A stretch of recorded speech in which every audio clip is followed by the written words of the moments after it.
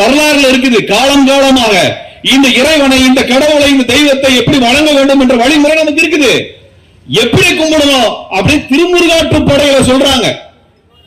முருகனை எப்படி வணங்க வேண்டும் என்று திருமுருகாற்று படையில் சொல்லப்படுகிறது. எந்த சமஸ்கிருத மந்திரத்திலும் சொல்லவில்லை.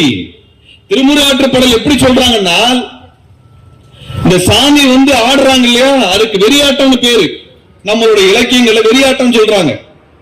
அது முருகனுக்கான வெறியாட்டத்தை பெண்கள் தான் ஆட வேண்டும். பெண்களுக்கு தான் முன்னுரிமை. அப்படி பெண்கள் வெறியாட்டம் ஆடுகின்ற அந்த சமயத்துல முருகனுக்கு மலரை வைத்து அழகு செய்து, அதுக்கப்புறம் என்ன சொல்றாங்கிறது ரொம்ப முக்கியம்.